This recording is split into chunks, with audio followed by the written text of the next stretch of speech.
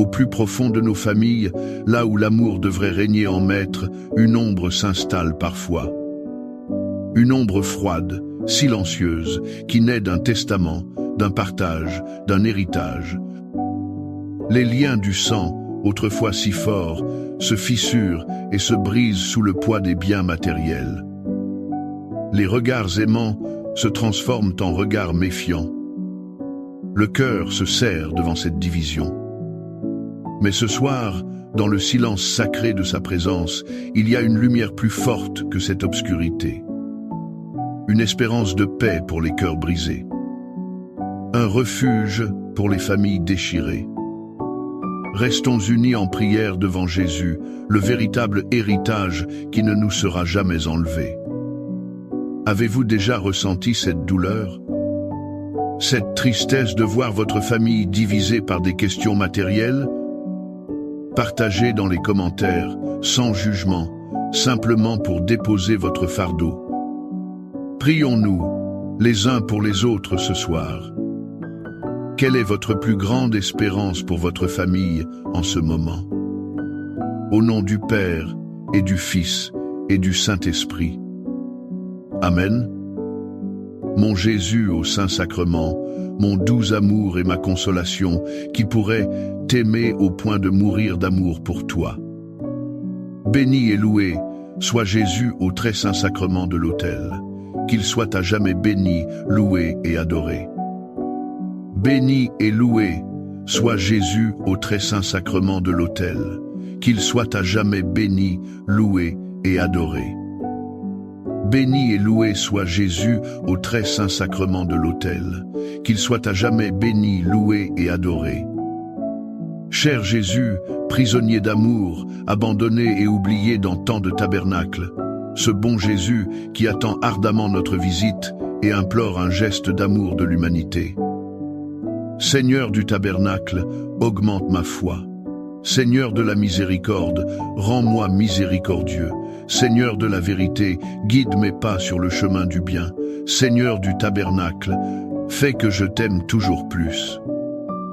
Je me souviens de deux frères, autrefois inséparables. Ils partageaient tout, leur joie, leur peine. Mais à la mort de leurs parents, la maison familiale est devenue une forteresse de discorde.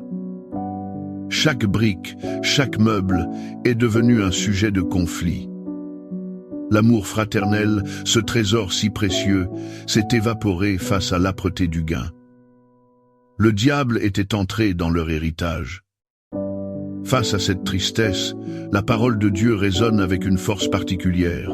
Ne vous amassez pas des trésors sur la terre, où la teigne et la rouille détruisent, et où les voleurs perçant et dérobent. Mais amassez-vous des trésors dans le ciel, où la teigne et la rouille ne détruisent point, et où les voleurs ne perçant ni ne dérobent. Car là où est ton trésor, là aussi sera ton cœur.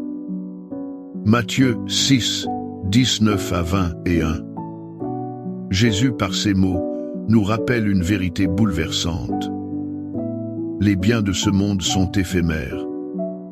Ils passent, se dégradent, nous sont finalement arrachés. Mais nous nous battons pour eux comme s'ils étaient éternels. Nous y mettons notre cœur, notre énergie, notre paix. Et en faisant cela, nous perdons de vue le seul trésor qui vaille, l'amour. L'amour de Dieu et l'amour de nos frères. Notre véritable héritage n'est pas fait de murs ou de comptes en banque. C'est l'amour reçu et donné. Seigneur, déplace notre cœur. Détache-le de la terre pour l'ancrer solidement dans le ciel. Fais-nous comprendre que la plus grande richesse est de conserver une famille unie. Une famille où ton amour est le seul trésor partagé. Seigneur Jésus, je t'offre le peu que j'ai, mon temps, mes talents et mes efforts, sachant qu'entre tes mains tout se multiplie. Aide-moi à faire confiance à ta providence, à ne pas craindre lorsque mes ressources semblent rares, et à me souvenir toujours que c'est toi qui pourvois avec générosité. Apprends-moi à être comme cet enfant qui a donné ce qu'il avait avec foi, et à partager avec les autres, en ayant confiance que dans ton amour, nous ne manquerons jamais de rien. Amen. Une femme de ma paroisse se sentait profondément trahie. Son frère avait usé de ruse pour s'approprier la part d'héritage qui lui revenait. La colère et le ressentiment la consumaient. Chaque jour, elle pensait à intenter un procès, à se battre pour ce qui lui était dû. Mais cela ne lui apportait aucune paix. Un soir, épuisée, elle est venue ici, devant le Saint-Sacrement. Elle n'a rien demandé, elle a juste pleuré et tout remis entre les mains de Jésus. C'est là qu'elle a ressenti les paroles du psaume. « Remets ton sort au Seigneur, et lui te soutiendra. Il ne laissera pas le juste chanceler à jamais. » Psaume 55, 23. Ce verset est une ancre dans la tempête. Il nous invite à un acte de foi radical. Celui de déposer nos fardeaux, nos injustices, nos colères aux pieds du Seigneur. La justice des hommes est imparfaite, souvent lente et douloureuse. Mais la justice de Dieu est parfaite. Se confier en lui ne signifie pas être passif. Cela signifie choisir la paix de l'âme plutôt que la guerre des tribunaux. C'est croire que Dieu est capable de nous rendre justice d'une manière que nous n'imaginons même pas. Il peut toucher les cœurs, changer les situations. Ou il peut nous donner la force et la grâce de supporter l'injustice dans la paix. Remettre son sort au Seigneur, c'est choisir la liberté intérieure. C'est lui permettre d'agir et de nous soutenir, afin que notre cœur ne chancelle pas sous le poids de l'amertume. Accorde-moi la foi de dépendre toujours de ton amour providentiel. Dans les cieux et sur la terre, soit loué à jamais le cœur aimant de Jésus au Saint-Sacrement. Louons et rendons grâce à chaque instant au très saint et divin sacrement. Béni soit le très sacré, cœur de Jésus au Saint-Sacrement.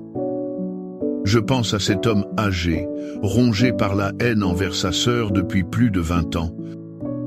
Un simple malentendu sur le partage de quelques terres avait suffi à creuser un fossé infranchissable. La vie de cet homme était devenue amère. Sa santé déclinait, empoisonnée par sa propre rancune.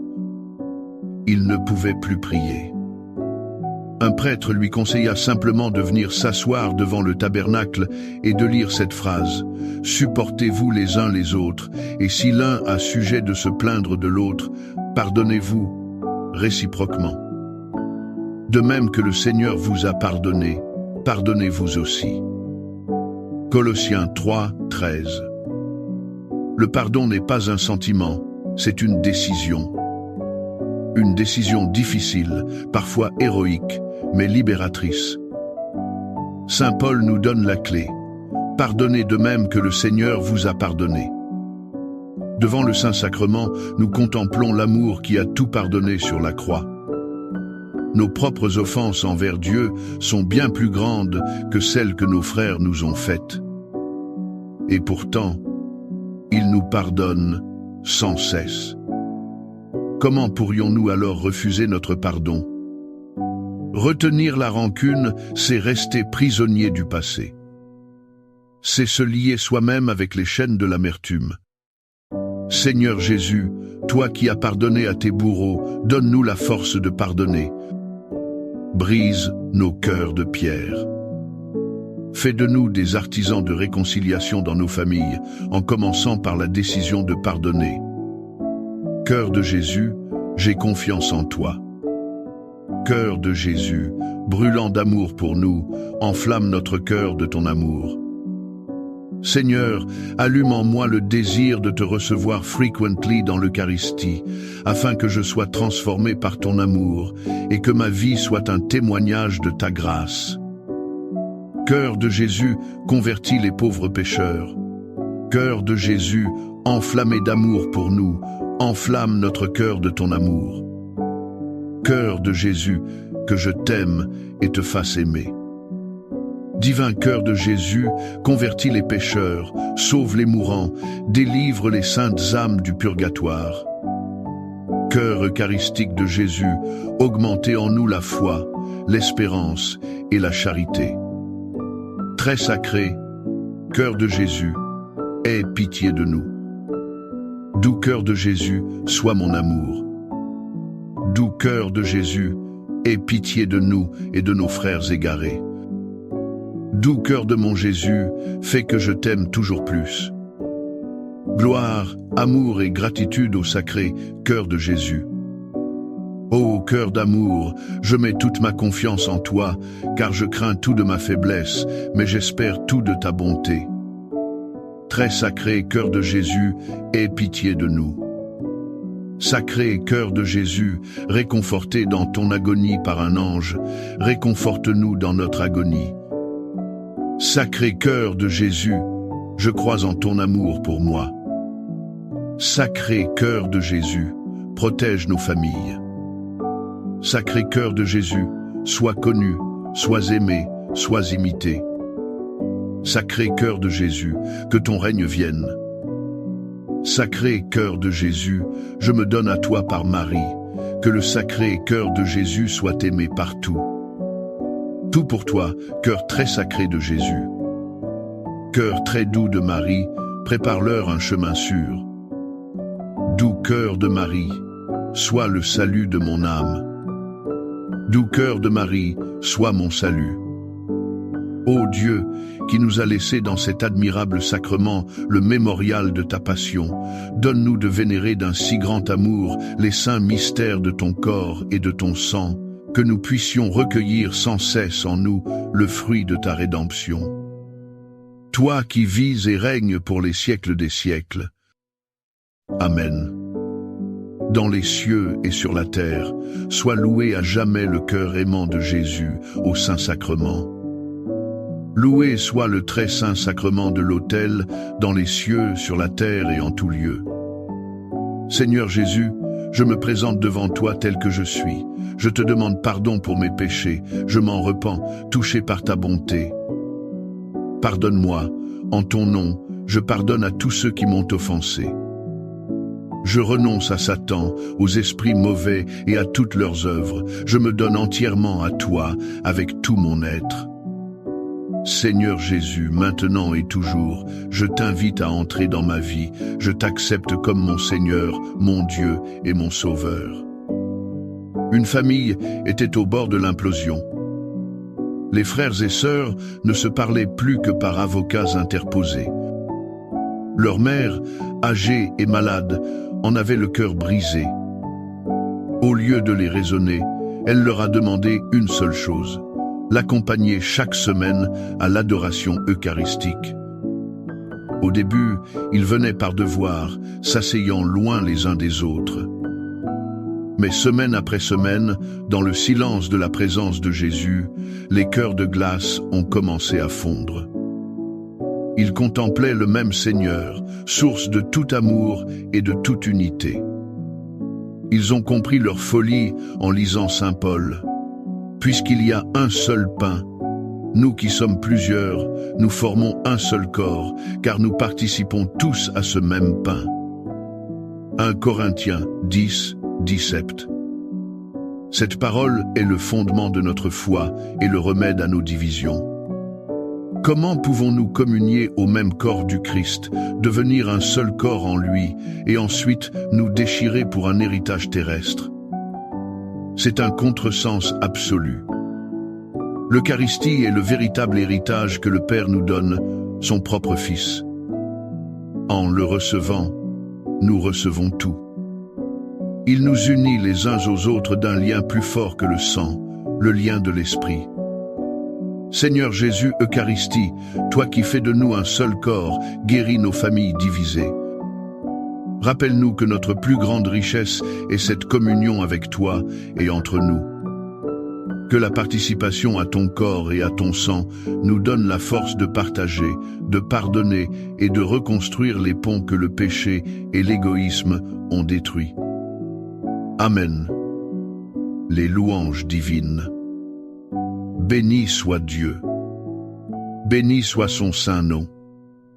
Béni soit Jésus-Christ, vrai Dieu et vrai homme. Béni soit le nom de Jésus. Béni soit son sacré cœur. Béni soit son précieux sang. Béni soit Jésus au très saint sacrement de l'autel. Béni soit l'Esprit Saint consolateur. Béni soit l'auguste Mère de Dieu, la très sainte Vierge Marie. Béni soit sa sainte et immaculée conception. Béni soit sa glorieuse Assomption. Béni soit le nom de Marie, Vierge et Mère. Béni soit Saint Joseph, son très chaste époux. Béni soit Dieu dans ses anges et dans ses saints. Amen. Pour que ces 5 minutes avec Jésus au Saint-Sacrement atteignent plus de nos frères et sœurs et touchent leur cœur, je vous invite à cliquer sur j'aime, à laisser un commentaire qui peut être une prière de louange, d'action de grâce ou une demande.